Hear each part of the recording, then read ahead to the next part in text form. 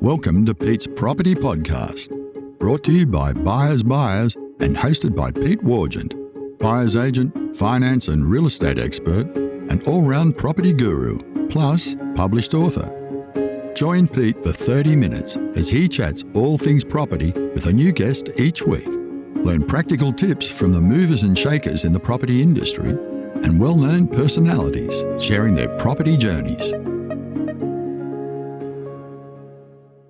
G'day, welcome to this week's episode of the Pete Wargent Property Pod. There's so much going on at the moment in terms of media commentary, talk about prices falling and potential doomsday scenarios. And I thought, well, who better to get back on the show than Cate Bakos, who tends to get a really good read of things firsthand and at the coalface. Kate, joining us from down in Melbourne today. Welcome. Great to have you back on.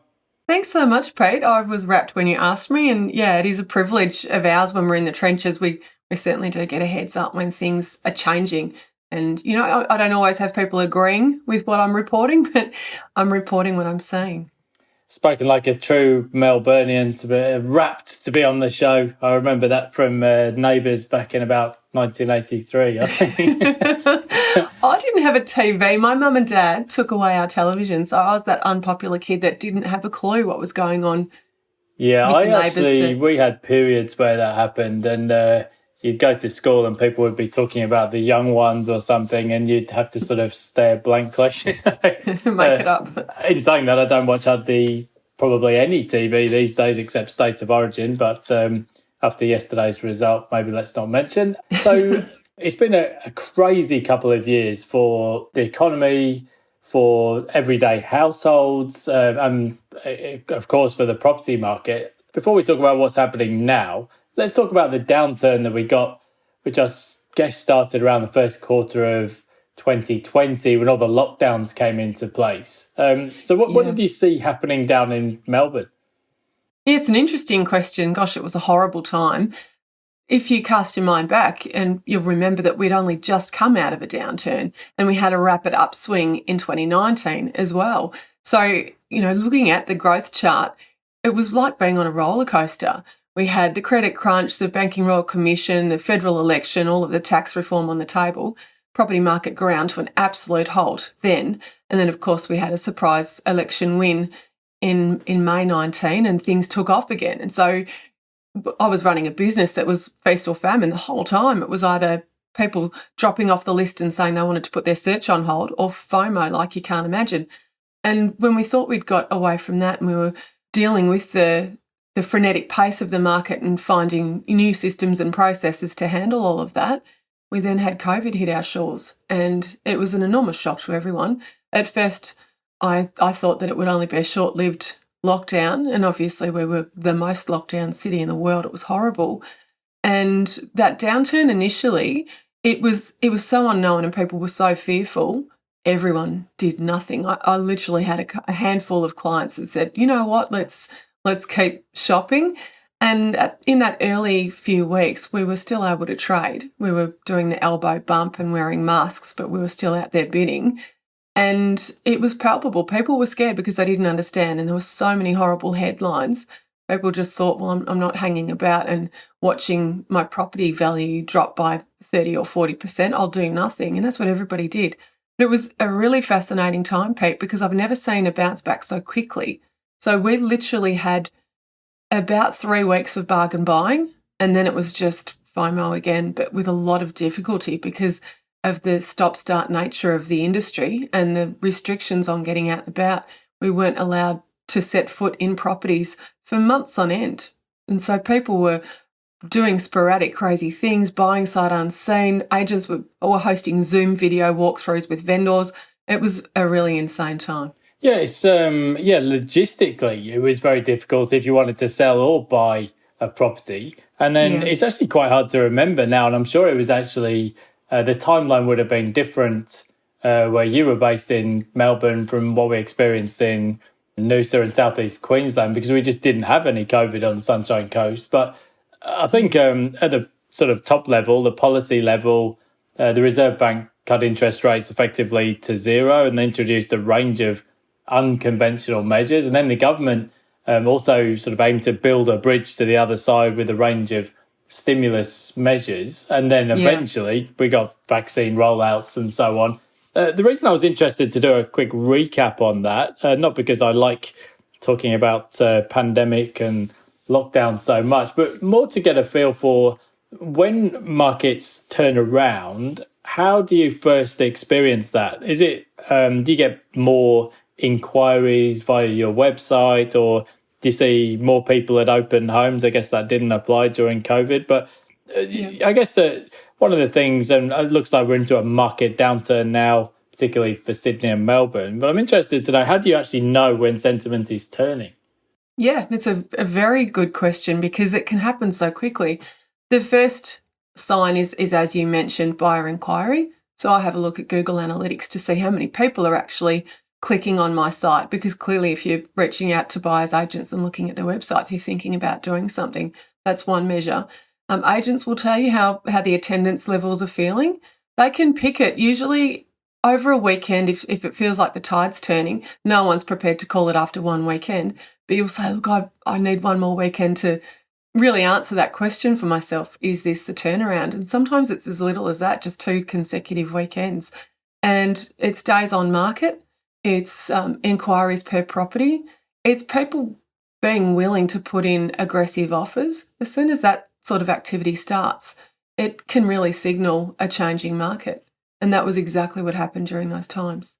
It was a strange period, I guess, especially for Victoria, because there wasn't just the one lockdown. And it's actually quite hard to remember the chronology because I was overseas for a while, but there was an initial lockdown, and then there was some restrictions were eased, and then there was a longer lockdown, and we were sort of in and out on some of the restrictions. But it seemed to me that the second or subsequent lockdowns didn't have the same impact as the first, I guess because people have by that stage kind of adjusted, but also they were maybe starting to, I guess, believe there would be light at the end of the tunnel. It wasn't a complete unknown, which it kind of was when we went into the first lockdowns. And I think by then there'd been a switch to remote auctions and online bidding and so on. I guess I have 2 sort of related questions. One is, do you think there will be more sort of remote bidding and online bidding going forward now that we've adjusted in that direction?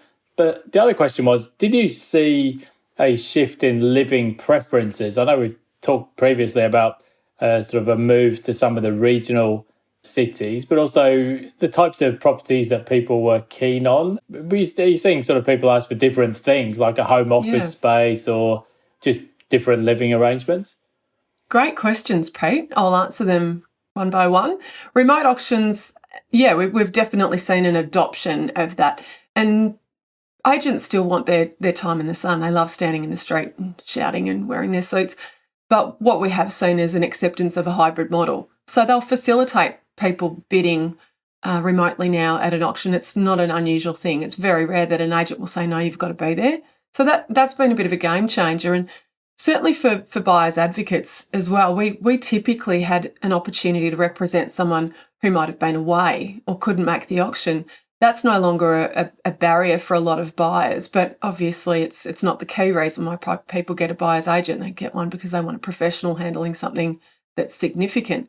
But we've certainly seen a better adoption of remote and online auction and bidding, and also boardroom auctions. So we have a lot of boardroom auctions in Melbourne, and it's typically an auction that's brought forward. So if you trigger an offer and it's acceptable, it's at the vendor's price range, then the agents will let everyone know that the property's about to sell. If there's people who want to fight you for it, so any other contenders, they'll usually facilitate a boardroom auction. And pre-COVID, boardroom auctions were typically in the boardroom. So you'd drive across town to the agent's office at 6 or 7 o'clock at night. Now, boardroom auction might be on Zoom. So it's been a game changer. Now, Pete, you asked about changing in living preferences. That was your second question. And we certainly saw some dramatic changes. Some of them have eased, but some are here to stay. And the main one was a work from home space. So whether it be a specific study, whether it be a bedroom or 2 separate living areas, people are really wanting to ensure that they can work remotely and they haven't got someone else in the background, and you're not seeing, a bed in the back of their Zoom. So that was an obvious change to preferences. And I've found, as a general rule, everyone increased their bedroom count by 1. So if someone was happy with a 2-bedroom house, all of a sudden their brief was 3 better, and so on. And of course, when you're in the inner ring areas, particularly where you've got little period houses and heritage overlays, it's a hard task finding someone a 4 or 5-bedroom house. And so we saw the incremental value of the extra bedroom starting to break records, because if you're looking for a 4-bedder in a sea of 2-bedders, well, you'll pay a lot more for that 4-bedder. Whereas for the 3-bedder, it's substantially more cost effective.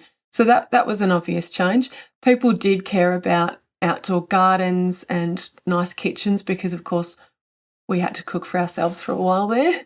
And I think that it's fair to say that green living and enjoying the outdoors and having a bit of space, that's been something that's stuck as well. And recently, we've seen a twist with electric cars and people wanting to be able to facilitate an electric car. Nothing like a petrol price increase to shock things and change things, but I guess that's what shapes living preferences when people are impacted by something that was a bit unforeseen. Yeah, and it's I think it's a kind of a logical move in the technological age, and I guess people using buyer's agents wouldn't necessarily even always inspect properties themselves anyway. Let's talk a bit about what's happening in the market right now. I guess there's all kinds of predictions and media commentary going on, but so I guess first we had.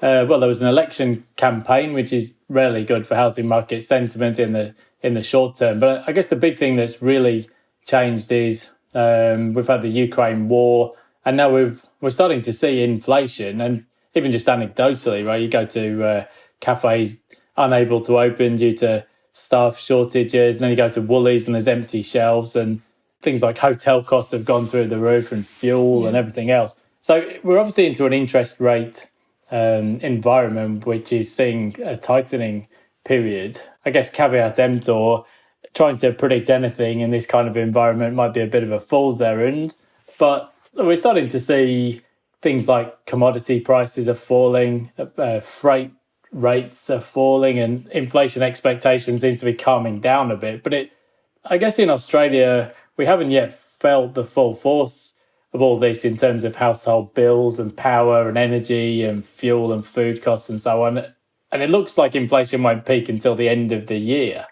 So I guess that means we probably should expect interest rates to go up until, February, when the December inflation figures are reported. So obviously that's going to have an impact on sentiment. So I guess you must have seen this in things like auctions passing in, vendor expectations needing to be adjusted. Are you seeing any significant price declines in evidence? And is it for certain property types?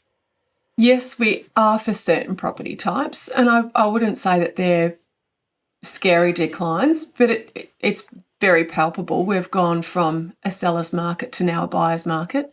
The differential, though, is that the good properties, and when I say good properties, anything renovated, anything that, tick, tick, tick in terms of orientation, location, floor plan.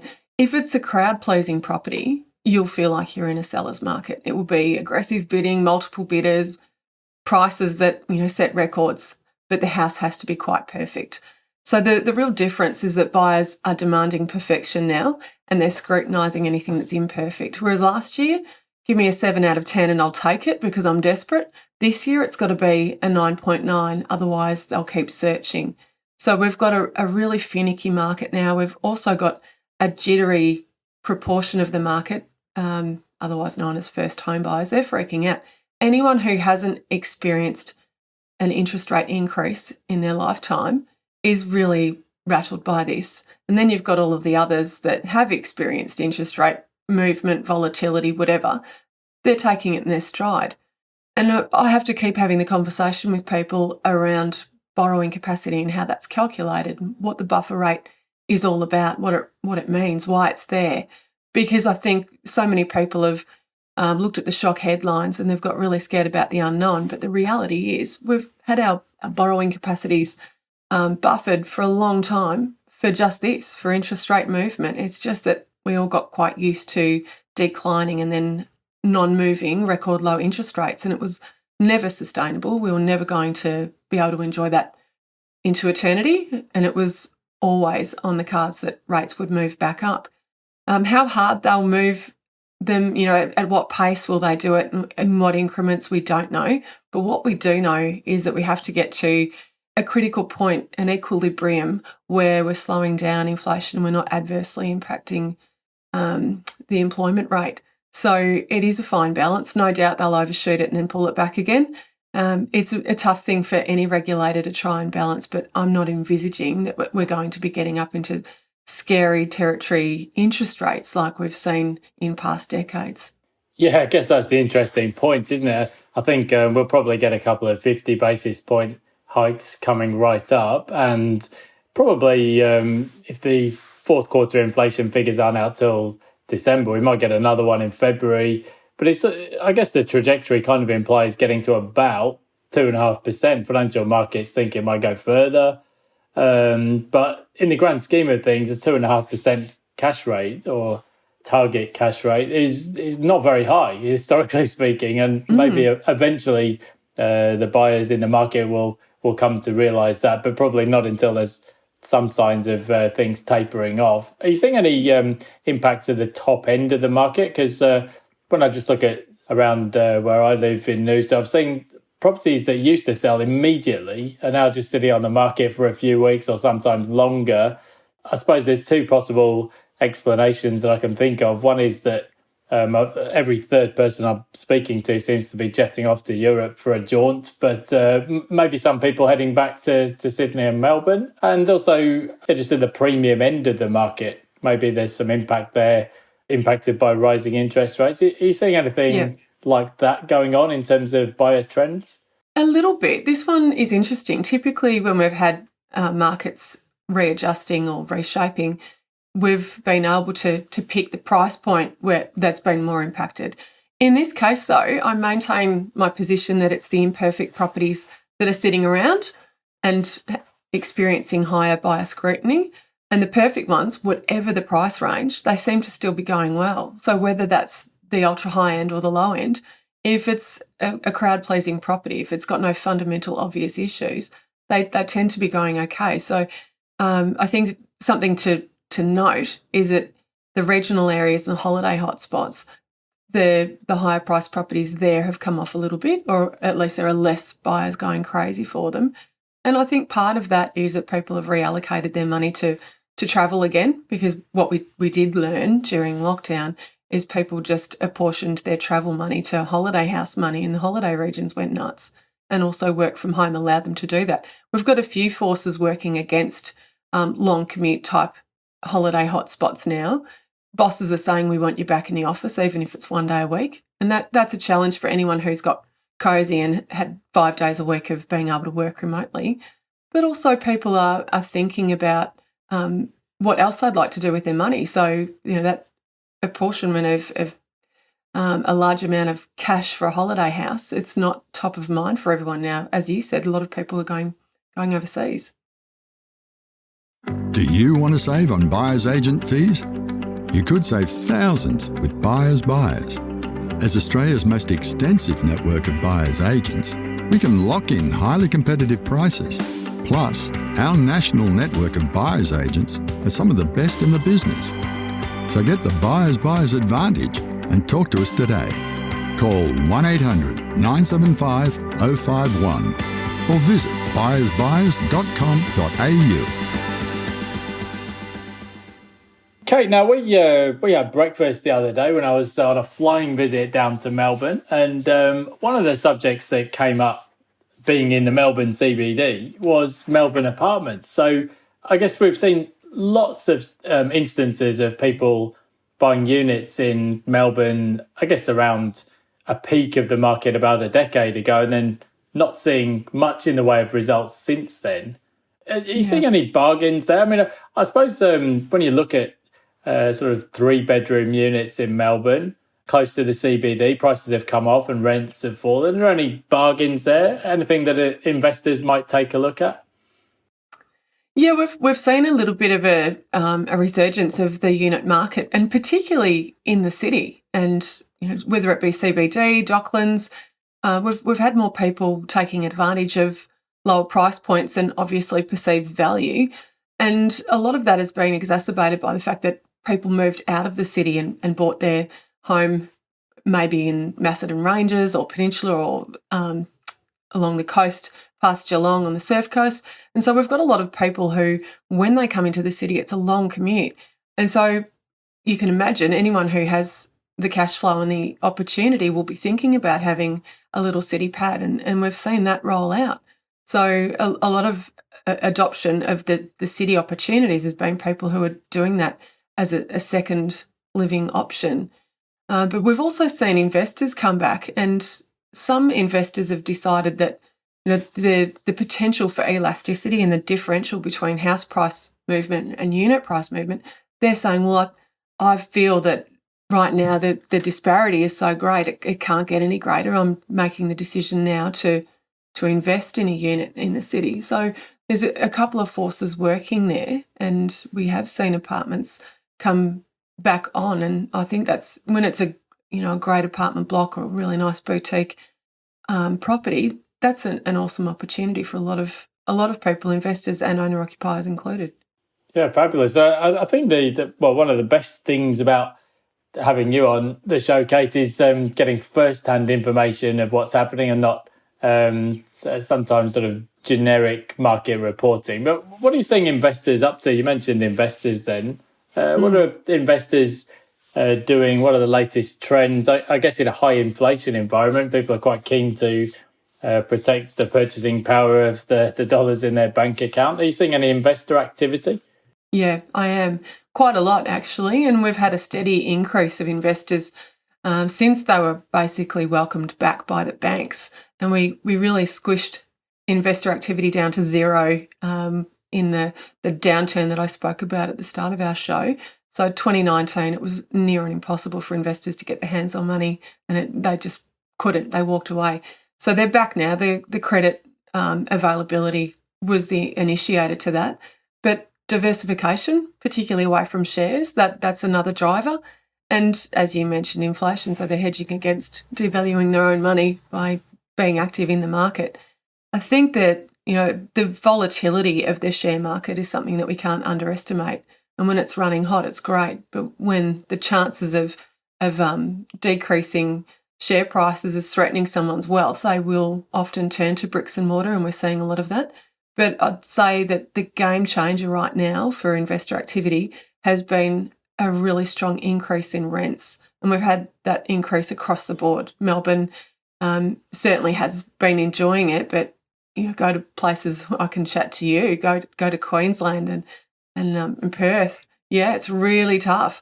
And I think most investors who are nervous about property, a lot of their fears come from the idea of a vacancy rate being high. So nobody wants their property to be vacant, and they're getting that real assurance at the moment that won't be the case. They'll have a tenant lining up. And, short of, eviction moratoriums that impacted us and the new legislation making things onerous and difficult for a lot of landlords in various states, mine included, it's still not turning investors away. And what about, yes, your point there on rents. I mean, we effectively saw with the interest-only squeeze and the credit squeeze, investors were effectively shut out of the market a few years ago. And I guess the piper is now being paid because there's nothing for rent. Certainly in the regions, maybe a bit less pressure in the inner cities, but with the borders reopening and people coming back to Australia, the rental market is going to be under some chronic pressure. Typically, people come to Australia in the warmer months, so we've got a big surge of people coming in over the next 6 or 9 months, and that's going to be, I suppose, one of the inflation hedges that people look at, rising rents as an investor. What about with agents? Are you getting more emails in the inbox or price they ring you back now? Yeah, that's right. Yeah, there was a period there where they didn't want to know, but I guess there's a bit more urgency from agents now. Yeah, there is certainly a lot of urgency, and I feel for a lot of agents, they're having to peddle off markets, and in a lot of cases, really poor quality off markets. And that's vendors who are saying to them, well, I don't really want to invest any of my own money in marketing this thing, but if you can get me a miracle price. And of course, they're working it hard to see if there is someone out there that will pay the miracle price. But multiply that by many, and we're fielding a lot of phone calls about off markets. And so I think the message there is that vendors need to accept the market has changed and they can't hold out hope for a stellar price for something that has any fundamental flaws. And like any market that's transitioning, you've always got, buyers who have to change their mindset or vendors who have to change their mindset. And right now it's the turn for the vendor to accept that the conditions have changed. They won't get 2021 prices. And I think the most important thing there is that agents shouldn't be taking on work that's impossible or, unpleasant. And if they've got a vendor whose expectations are not right, the agent could be wasting their own time. Absolutely. Yes, I think there was a period there where stuff was selling at the first open home with multiple contracts, or sometimes even before the first open home. I think agents having to work a bit harder now to get deals done, but at least for buyers, there's some respite there. Now, here's the $10 trillion question. The outlook for the rest of this year and for next year, with the obvious caveat that you're looking at things mainly through a Melbourne and a Victorian lens. But what do you think might happen for the rest of this year? And do you see the market bottoming out at any point, or do you think it's just going to be a slow bleeding over the next year? This is such a good question, and not everyone will agree with me. I personally think that we're close to feeling the market bottoming out. The last few weeks, and in particular that 50 basis point increase, definitely watered down buyer interest, and people are a bit jittery. And when buyers start saying to me, can I put my search on hold, that's, fear really biting. I feel that we've still got a little bit of pain to go, and I'm talking mostly about the capital cities now. The regions are a little bit different, but I think that over the next couple of months, we'll see some really good buying opportunities because we are seeing some scaredy cat buyers. And the next RBA decision will potentially impact that even more if there's another rate cut consecutively. If we get a reprieve, we might see people bouncing back. But I personally think the one thing that will put a bit of a floor under prices, so the one thing that will stop prices really falling, is going to be stock levels. Because supply and demand is the most basic driver, but it's a really important one. And when we see vendors who don't have to sell holding tight, and we're already seeing the new starts, new builds, new properties, that's slowed down because we haven't got enough builders and stock to meet the demand. So I think that supply will be the one thing that will see us turn this around. And buyers will get some confidence when they realise that increased interest rates don't necessarily trigger massive price falls. They've just got to get used to the new norm. As you said, well, we've got unemployment at 50-year lows. Interest rates, although they're rising, are still very low. So it's hard to see much in the way of forced selling. Obviously, sentiment is in a slump at the moment, and some people could choose to sell. Now, let me play devil's advocate here, because, for the past, 25 years that I've been interested in property, I've always had people say, look, you don't know what you're talking about. Prices are going to fall 40%. Can you see a scenario whereby a house that's sold for, let's say, $1 million in Melbourne, let's say the end of last year during the buying frenzy, could resell for, let's say, $600,000, or by the same token, a property that was 600k might sell for low 400s or something like that. Is that a scenario you see as possible, or is it just not going to happen? I see it as highly impossible. If we have a look at history, I think that's the best way to focus on this. Have a look at history and go back decades and track interest rate movement, inflation movement, unemployment, and have a look at price falls, how severe they were, how long the downturn lasted.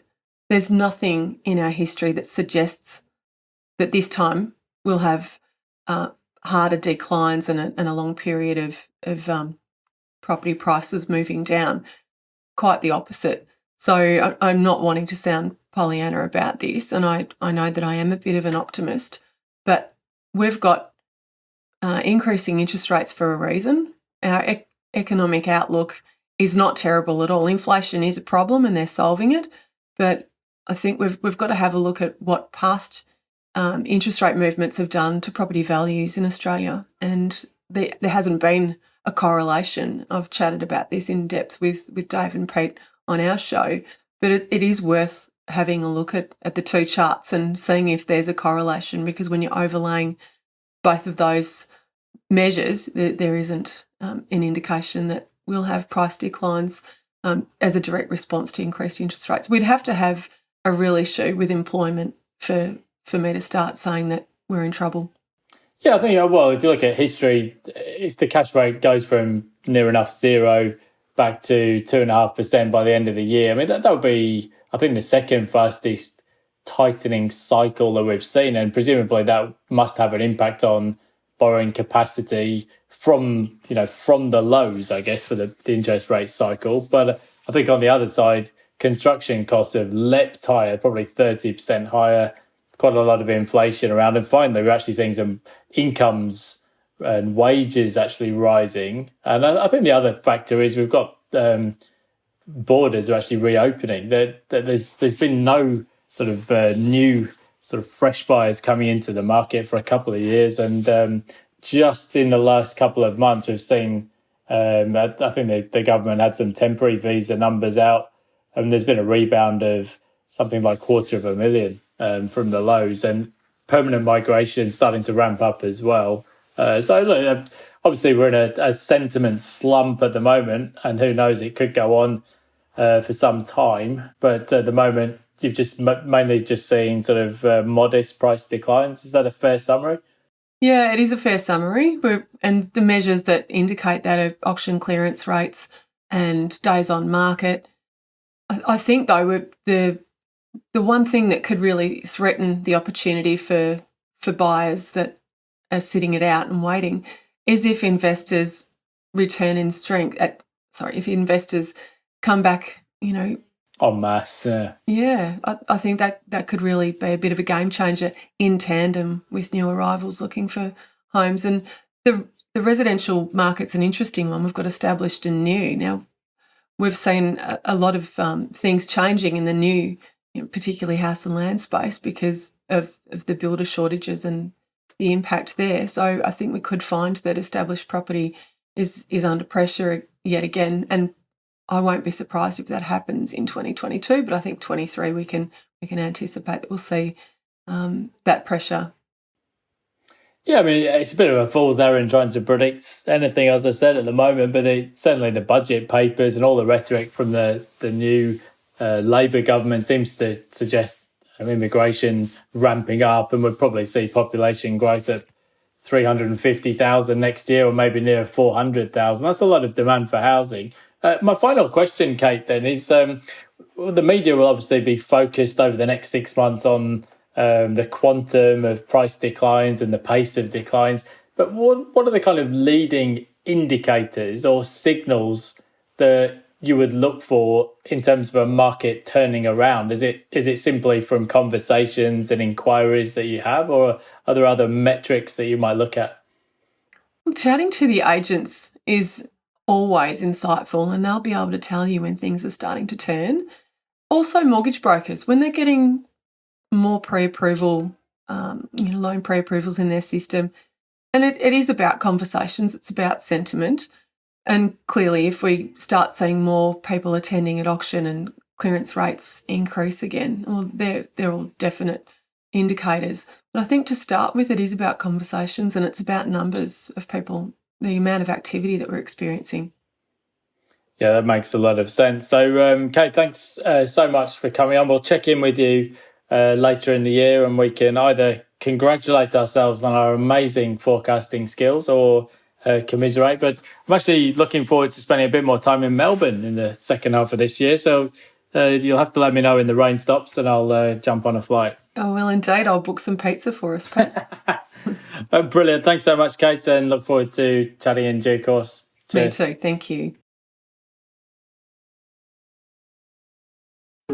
Thanks for listening to Pete's Property Podcast, powered by Buyers.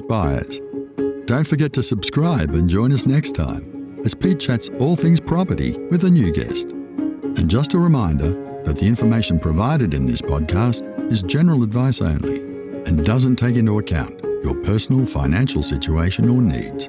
You should always consult a licensed professional to discuss your individual personal circumstances.